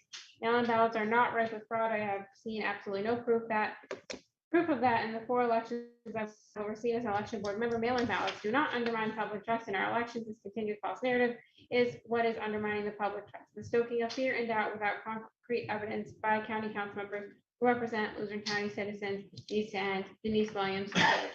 Any other members of the public? Madam Chair, if I can have the floor, since I was called out by name in that letter with a lot of allegations by Ms. Williams, just for clarification purposes, to respond to Ms. Williams' letter there were 2 long discussions held in the public here in these chambers. One was at the work session and one was 2 weeks ago when the motion was on the floor to pass that resolution. The discussions involved council members among themselves and more than several members of the public and members of the public that were calling in on the airwaves. So 2 long discussions did occur. And as far as her other point, where asking if any hard evidence was ever presented to deem such a resolution, there was. And several council members sitting here attended, including myself, several election board meetings over the last 5 months. And there were 2 instances that were presented to Ms. Williams, hard evidence. One was not at the meeting, but by her own admission at her meeting, the director of the Bureau of Elections, Mr. Sussex, reported that he happened to be walking by the drop box one day and he witnessed a voter prepare to drop multiple ballots in the box. And he stopped and said, "You can't do that." And anyway, the story goes on and on. I believe he said she ended up tearing the ballots up and throwing them in a garbage can. So that was one item of evidence presented to Ms. Williams. And since she said that, we had Ms. Hartman on the line tonight. She testified here at an election board meeting and also gave her testimony to the district attorney's office, according to her, where she witnessed multiple ballots being dropped by a woman in the box.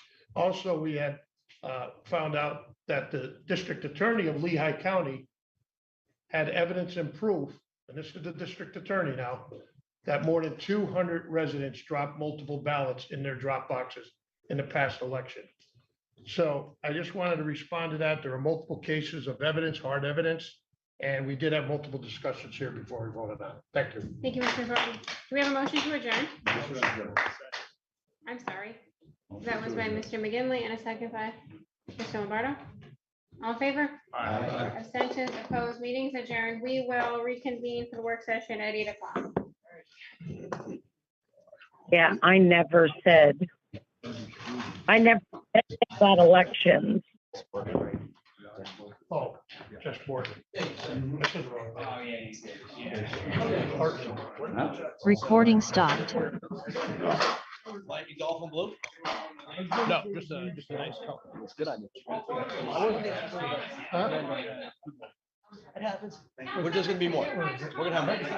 Yeah, I'm gonna buy a bunch. I'm gonna buy everyone.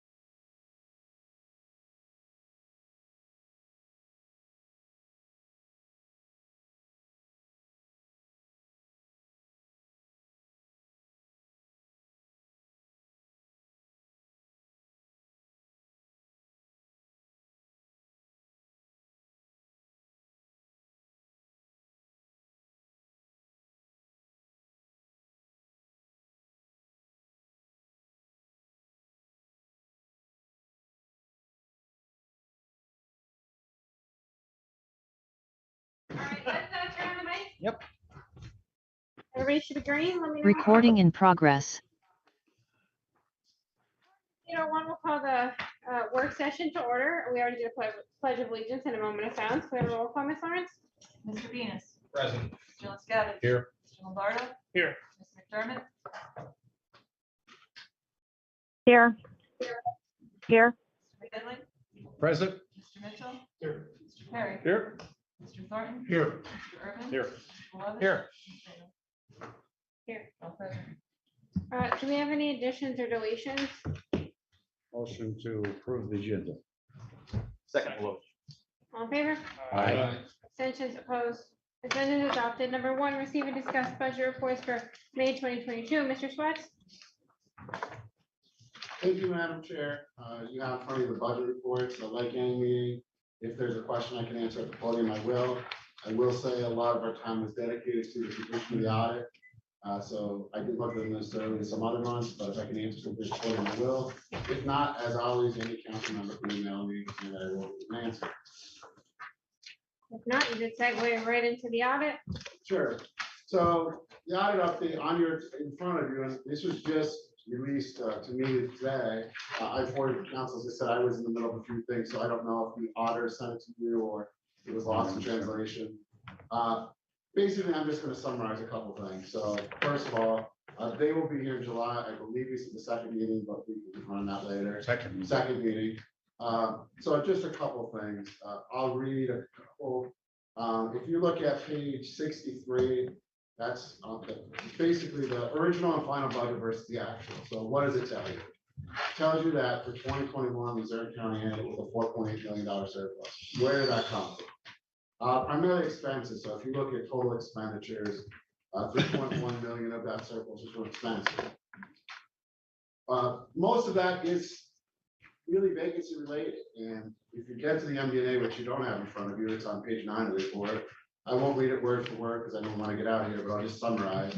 The 3.1 less than the final budget, approximately 1.6 million was in government judicial and 1.3 million in government corrections. So what are we talking about? Primarily vacancies. We talked about it in the meeting before that, you pay one way or another. You're either paying for employees or you're paying for vacancies. And how you're paying for vacancies, you have the savings, but you're burning out employees, you're mandating overtime. So I get it. Perfect number would probably be 0. We used 100% of your budget. It's better than a loss, obviously. We use 96.5% of the budget. And the auditors will go into, they'll have a 20-page slideshow. I'll be here. I'll answer any questions. But it was really, I just got the audit. I wanted to give the update. It was just given to me today. I think the date was yesterday, but I received it today. And, I'll answer questions with the auditors when they're here. But really, it's revenue was primarily the fees from real estate. We talked about that too. Like we talked about how, there's talk of a recession and it seems to be on the rise, and that the sales at the pace they are may not keep up. So we hit our number for, in the assessment office for those type of transactions, and that may or may not happen in the future years.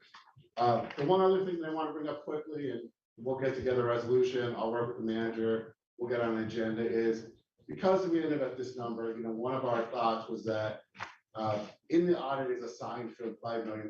So what is assigned? Assigned just means that money is earmarked for a project. Now, everyone knows council needs to earmark money to physically do resolutions, ordinances.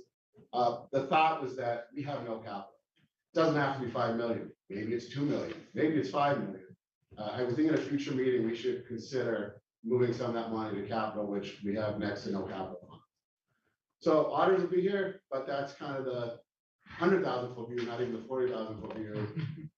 It's a 70-page report. You have a PDF. The other report has the findings. You can go through some of the findings in the auditor here, but not just going over. But that's really it. Thank you, Mr. Fest. Yeah, sure. Does that affect the ARP loss revenue at all? It will. So it's not really the profit or loss. So we need now that we have the audit. So ARP loss revenue is based on all funds. In the first year, the calculation was 5.2%.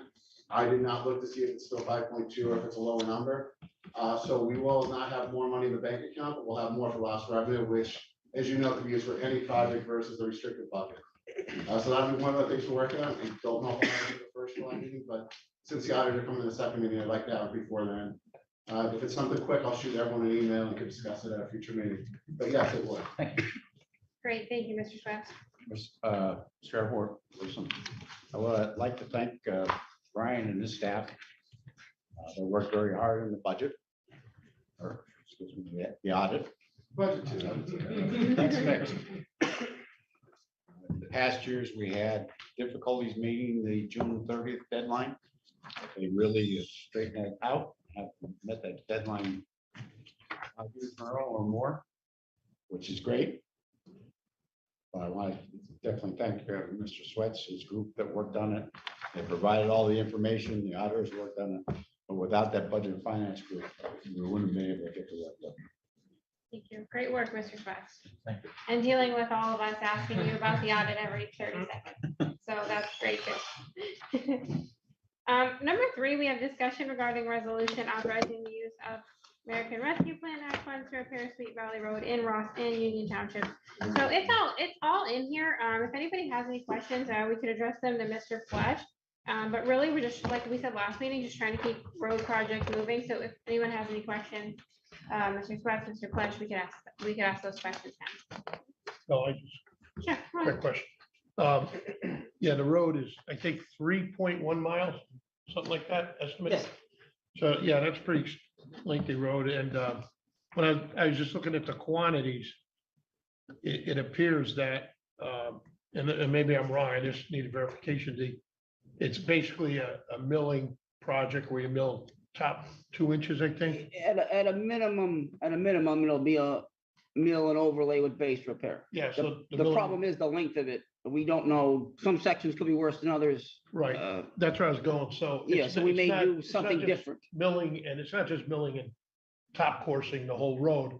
I think there's about, is it a third? About a third of the road will be, you're figuring total base repair. Yeah. In other words, tearing the whole road up. We tear the road, that section down Yeah. deeper, we repair that section, put back. Right, Now, and I say that because that's good for everybody to know, the public, because that way the public's not thinking it's just gonna be a milling job and overlay job. no, It's no. gonna be Again, repairing. this is a preliminary estimate based on an assumption that the road's in the condition it's in to repair it that way.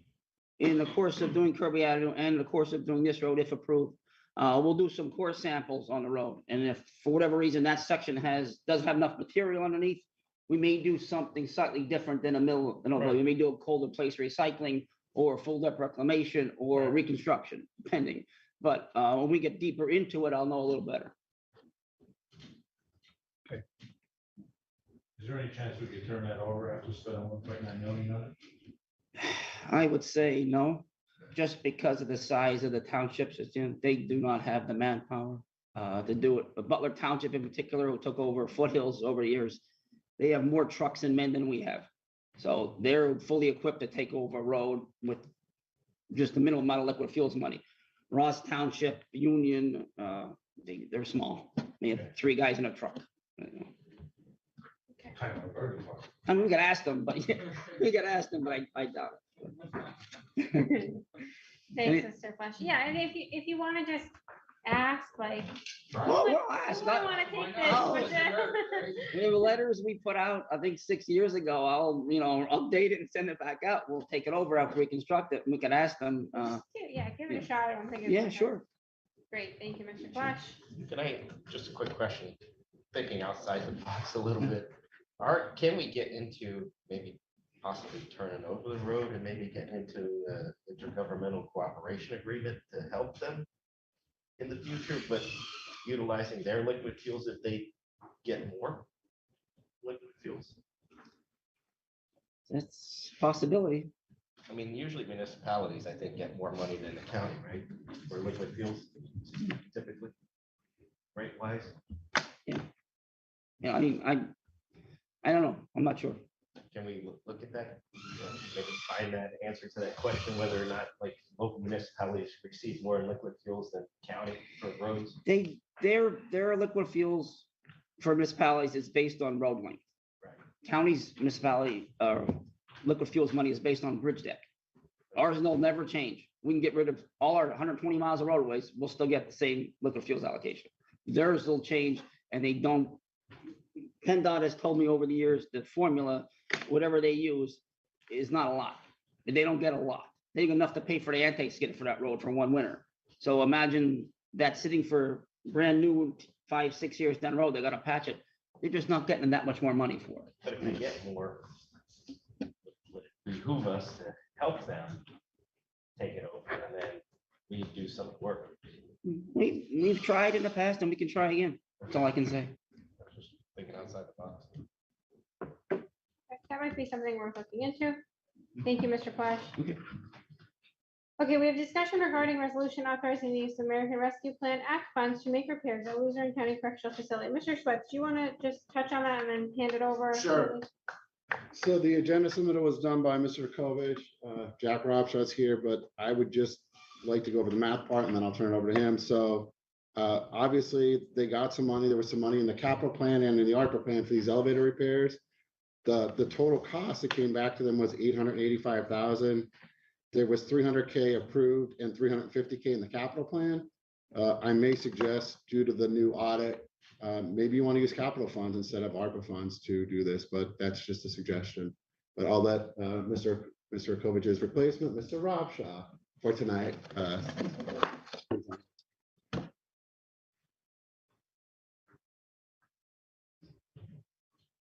Good evening, council members. For those of you that don't know me, my name is Jack Robshaw. I'm the deputy warden. I'm a substitute tonight for Mr. Kovich.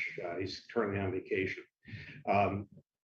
These funds that we're asking for the elevators are extremely vital to our operations. We have 2 elevators and both are in operation 24/7. They move personnel, they move inmates, they move meals to the inmates on each floor.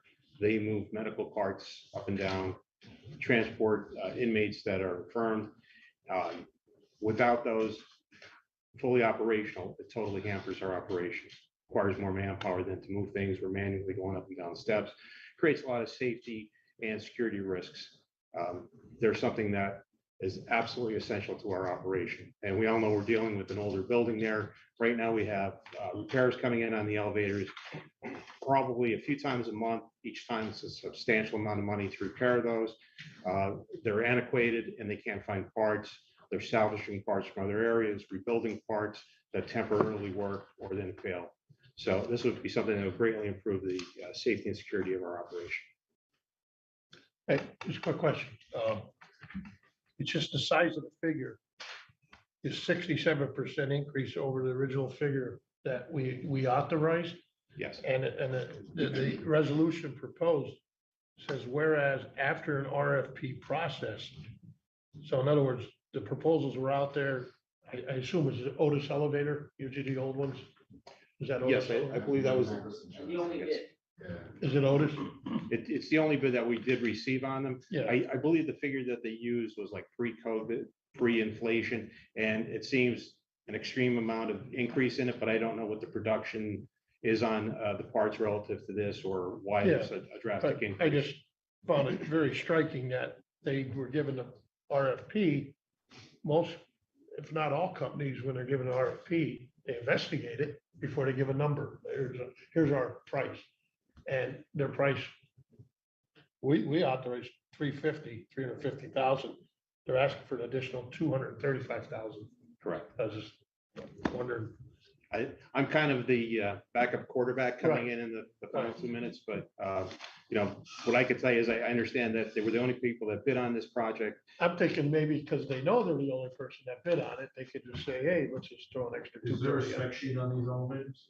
Yes, that was submitted with the We RFP. put a project out for bid, Barry Icy did the design for us to make sure we we're missing anything. And we call all the other companies and Otis was the only bid. General elevator, Otis, and there's general. I'm just thinking, once they saw the number and they were the only bidder, they came back with add 235,000 on it.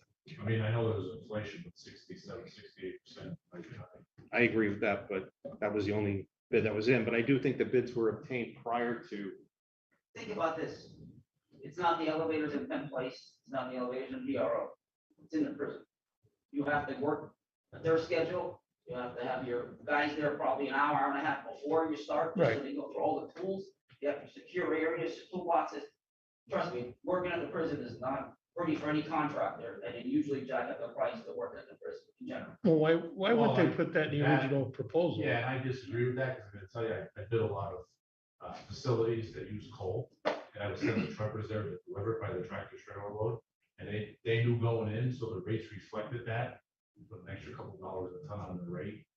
We knew that, we never got a 68% boost because we're delivering to a prison. You know, you bid that, you expect that, the prison. But I would like to just see them specs if I can get those, Sure. because I would like to I reach out. think they're still their purchasing website, but I'll send it to you. And maybe we could have a representative from Otis come here and explain to council, here's why we're asking, it's taxpayer money or whatever, wherever it comes from. This is why we're asking for 235, not 135, or 100. And just, maybe they can explain it. And I would just request that we even get that information before the next council meeting, because here's the thing. Their elevators in our prison, they need to be operational, they need to be safe. We can't drag our feet on elevators in the prison, of all places. It's a liability to not have safe elevators in the prison. So I agree that we need to find out why this hike happened, but I also think we can't keep delaying this process. So if we could just get the specs, the information, try to get as much information to council before the next meeting, so we don't have to delay this another 2 weeks and then another 2 weeks to vote on it. So that's my request, if that's okay with everybody. Madam Chair, may I ask a question? Sure, go ahead. Mr. Chairman. Looking back at my notes from the January 25th voting session, well, it was on the voting session. We had, I guess Val explained it, and Mr. Rakovich also, that we needed new lifts. There were, says the drives, elevators up and down, the hoist, doors, electrification, machine motors, shaft equipment fixtures. So I guess with that, it does say replacement. So does that mean all of those parts will be replaced? So, again, if you can get that information and have a good quote of everything that would be covered in that price, that would be very helpful. Absolutely. And why the big increase from Right. Otis themselves. Right. I agree 100%. Okay, All right. Thank you very much. thank you for your time. Thank This, just so people realize, we had that tragedy at the prison. And unfortunately, because of so much of tragedy, there's a lot of litigation still pending. So we were very limited in the people that we could really have work on the elevators, because there were 2 companies, I believe, that were involved in the litigation. So that's something that's hanging out there. There was some work done at that time to correct the problem. But that problem is not a replacement. It was more dealing with the doors and things, why they opened up, and unfortunately, people fell. So I'm sure that's part of what's going on. In fact, if some of these other vendors may not want to bid because they don't want to be involved in litigation.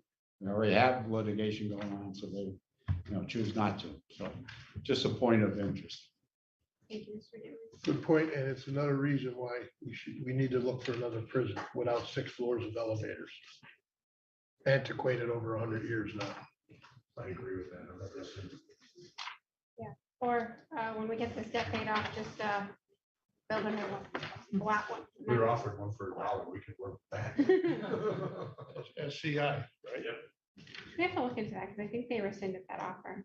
Yeah, I'll move it for $1. I think they rescinded the dollar offer. Oh, They did? we should look into it. I don't quote me on that, but that's okay. We'll talk to our state legislators about that. Okay, all right, so number 5, discussion regarding ARP pre-application match. We touched on that with Ms. Booth when she was here earlier, so I think we should, my opinion on waiting to decide what the match is getting their opinion, like let them come in, see what's going on here, and we can discuss a match.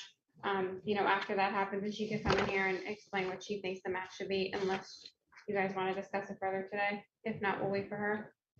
It'll be nice to know, like you said, what other counties that she's worked with, or Yeah. cities, what they require for a match. Right now that we hired them, I think she could give us more of her like insider tips on what she's thinking. It should be, so we'll move that. Next, we have the discussion regarding motion to allow Sally Noel Tony to advertise county-owned property for sale. Ms. McDermott? Yes, so this, we already discussed at the real estate committee meeting and also at the work session, I believe, not 2 weeks ago, but maybe a month ago. And what the next step would be is for Ms. Tony to advertise the property. She needs to put that in a paper, advertise in a Luzerne County paper, and wait 10 days. And then council will have the opportunity to vote on it to sell it. So it doesn't mean by advertising that we're selling the property. It's just the next step for her to take before we vote on it. Thank you, Ms. Anyone McDermott. have Does questions? anyone have any questions for Ms. McDermott? Okay. Open for public comment. Any members of the public that wish to speak? Madam Chair, this is Mark Rabo speaking. Go ahead, Mr. Rabo. Thank you, Madam Chair. Along the lines of what was just talked about with the prison, I would like to remind you, Madam Chair, and members of council that are new, maybe that don't know that because you and the other council members who were in attendance last year for the budget meetings with respect to the water situation at the prison, as well as when that situation happened previously a few years ago with regards to overcharges for the water. And there were check valves put in place. And then Warden Rakovich said that they had to be, I guess there had to be more check valves put in. So I asked the question during the budget meetings if the company didn't foresee why there weren't any additional check valves needed to be put in place at the time they first did it. So I want to know if Mr. Sweats or if Mr. Robshaw or Warden Rakovich could get back to me in terms of if the county was billed a second time for those check valves to be put in place from their oversight. I think, if I'm not mistaken, Councilman Urban asked the question last year as well to look into that. I don't know if there was ever any answer given to council during the budget meetings for that. So maybe there could have been cost savings from that to go into the elevator repair. Also, I would like to add, as far as what Councilman Thornton said with regards to the the elections in terms of there's no basis of fraud. I would like to add on top of what I said about Lehigh County. There was a recent press release by the Philadelphia office of the FBI that there was an arrest of a former congressman in Philadelphia for ballot dumping, of all things, for several years. So, gee, I wonder how there's no evidence of fraud with regards to mail-in ballots and dumping of ballots in drop boxes. So once again, I think the far left in our county needs to open their eyes and stop thinking with their extremist ideology, because as Vladimir Lenin once said, repeating the same lie over and over again, I guess makes people believe that is the truth, but it is not. So I think there needs to be open-mindedness and an acceptance of reality when it comes to mail-in ballot fraud and dumping of ballots, multiple mail-in ballots. Thank you, Madam Chair. Thank you, Mr. Rabo. Any other members of the public? Beth Hartman. Go ahead, Ms. Hartman. Hi, thank you, Madam Chair. Just about the parcel that Sally Tony is looking to acquire. So that's a pretty big, looking at the agenda, that's a pretty big parcel for $600. And she's saying she's going to use it for parking and for flowers. Does anyone know, is there a limit on that parcel? Like, can she build houses on that parcel for $600? Are there any restrictions? Like I own 4 lots. My house is on 2. I have one behind me and one on the side, but the one behind me and the one on the side, I can't build on. They're not big enough. So do we know, is that big enough for her to build on? Ms. Hartman, is that the end of your comment before we answer? Yes, ma'am. Ms. McDermott, do you have an answer, or do you want to get back to Ms. Hartman? That parcel is not big enough to build on. I'm just looking for the exact size of it, which I cannot find in my documentation, but I could get an exact size on it and the zoning to just make sure on that, Ms. Hartman. Okay, yeah. I have a question. She brought up a point on the assessment value on the last page of the work session. It says assessed value 17,300 and what she's paying $600. The assessed value, Mr. Thornton, doesn't always apply to the parcels. A lot of these parcels have just been left, the county owns them. Nobody wanted them. They already went through repository and everything. So they're really just worthless. Now, in this case, it is worth something to her because she doesn't want to use it for parking. And again, the assessed values are not correct. You know, it is misleading, but they are not correct. So I will definitely get more information on this. Thank you. Any other members of the public? You're welcome. We had a motion to adjourn from Mr. McGinley. All in favor? Aye. Abstentions, opposed? Meeting adjourned. Have a good night, everyone. Good night, everyone.